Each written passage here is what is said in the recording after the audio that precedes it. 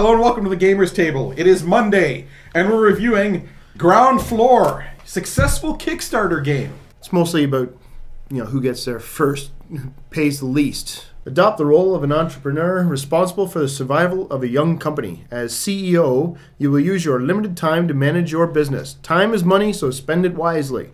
Will you hire staff, refine production, launch a marketing campaign? Anything is possible with effective use of time, money, and information. But in order to reach that corner office of your skyscraper, you have to start with everybody else, on the ground floor. Definitely a very enjoyable game. I mean, it is dry, but that's my type of game, honestly. Like, a lot of good, solid strategy. You start out by everybody gets one of those boards, and you will all be randomly given the roof of your building, and each one is different, and you'll all get a different power. It doesn't really unbalance the game. It's basically one of those 6 ones that everybody can buy. You'll get one ahead of time. And you'll get $9 on your first turn. I believe it's 7 information. And you'll have 4 time tokens to start. And you'll set up some other various bits and pieces on the board.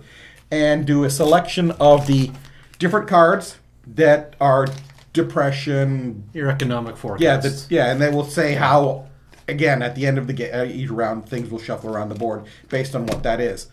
And once you've got that, you randomly drop out the colors and set your player order by that, and that's the popularity. And after the first round, it'll be based on popularity from what you've done. First game will be slow, just to get a feel for how the game works. But after a couple rounds, you'll realize, okay, I wish I would have done this better. Let's play again. So this game, you got a main board where people can put their time markers, which is a worker placement game. Yeah, pretty much, yeah. But unlike a lot of worker placement games, I think this game works a little bit more thematically because you're spending time counters. You're investing your time as opposed to sending a whole bunch of little workers all over the place. I found this one was also a lot less of the one guy's there, now you're screwed. It's like, no, more guys can go there. It just might cost you a little bit more. Exactly. It's not he's shut you out of that position altogether. Yeah, unless you're playing maybe with 6 players. And even then, I think there's enough room on most of these spots for 6. Yeah, there's 6 there, 6 there. Yeah. Lot of bits, a lot of pieces.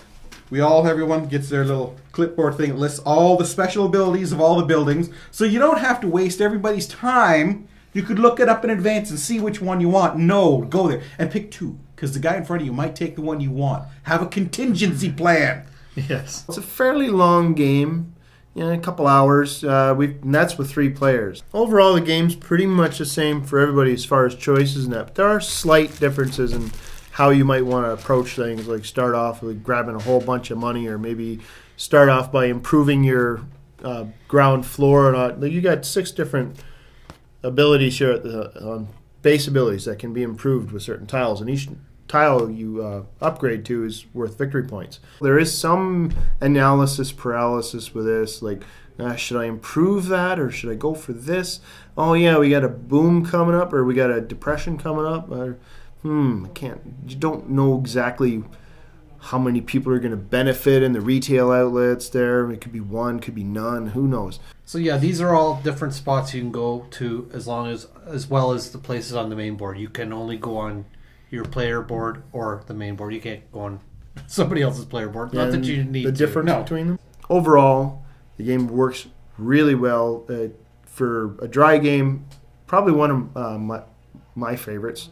Yeah, this game's a little bit complicated at first, but once you played it through once, it becomes really easy. And very clear. The player boards really help in order to keep everything in order. Well, at least as far as what your options are. As far as strategy or figuring out how to do well, that's a little different.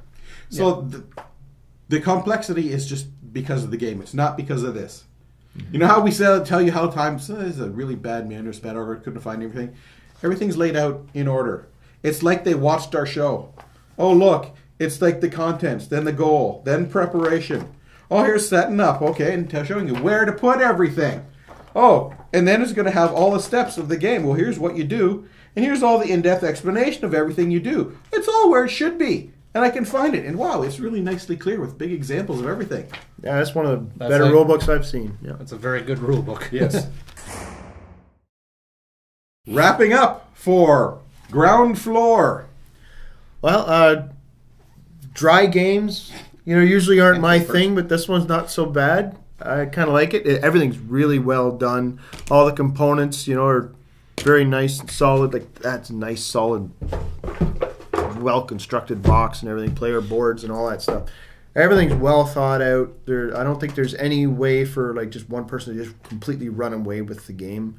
So Unless you let them. Yeah, but everybody's got the same choices pretty much. Everybody's got the same options, and there's enough spaces on there for everyone to get in. Although the costs might vary in that. But as far as worker placement and stuff, or maybe resource management games, this is one of the better ones. I like it a lot, and everything's nice and solid. So good solid 8 from me. I do like this game a lot. I was afraid that these guys wouldn't like it so much because it is very dry. It's a lot of cube pushing. Well, wooden disc pushing. They're not cubes. They get away with it. But this game, the theme works. It feels like you're actually... It makes a little bit of sense. Like, for worker placement games to have an actual theme that makes sense, it's fairly rare. So I'll give it props for that. The rulebook is great. I mean, every rulebook should be done like that. It would make learning games so much easier. I give Ground Floor a 9. Well, the 3 I judge by theme. It's a theme about starting up a business and making it grow. And everything that's on there, it's not just called things that are relating to business. What you do there relates to business. You go on the networking, you go on the broadcast and the print stuff, it affects your popularity. You go into the warehouse and make more stuff, then you can sell it at the store. And the guy who gets there first sells it at the best price. Well, that's how it works. And then when we get near the end of each phase, we get the forecast card. Well, if this year is going to be a depression, there's going to be less to sell. There's going to be more guys looking for jobs. It's going to be easier to hire them. The theme all holds. And like Chris said, for a worker placement game, to have a theme that holds that well with the game, it's not all that common. Easy to play. After you've laid, again, it's another one of those, lay it all out, and then the first time you play through, it is fairly easy to play. And all the reminders on the board. Always you give props when people give reminder cards. Some of us old trucks, you can't remember what the steps is. What the hell with the thing and the stuff there. And fun to play.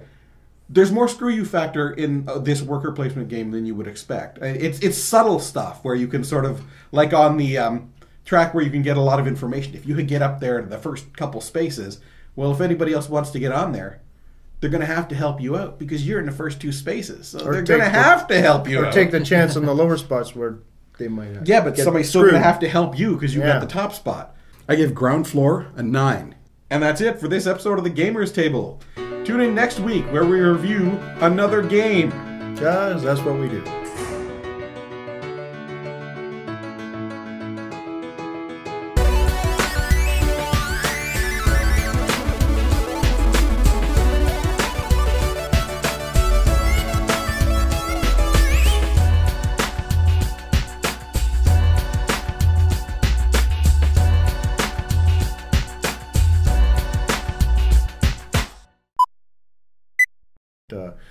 Unless you're playing this like 100 times and beating up on the parts and stuff like that, they should last you a long time, Don't go abusing your game, If you're going to play it 100 times, don't complain about the parts are falling apart.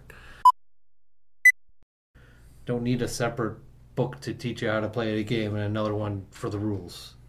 Why? One. Yeah, one book. One book to rule them all. I keep looking at because I'm thinking like we might have to have a couple of pop-ups about we're not bitter about our Mage Knight review at all. Not one of our better reviews, but yeah, if you're going to play a game that much, expect your parts to wear out. Let it go. Let it go.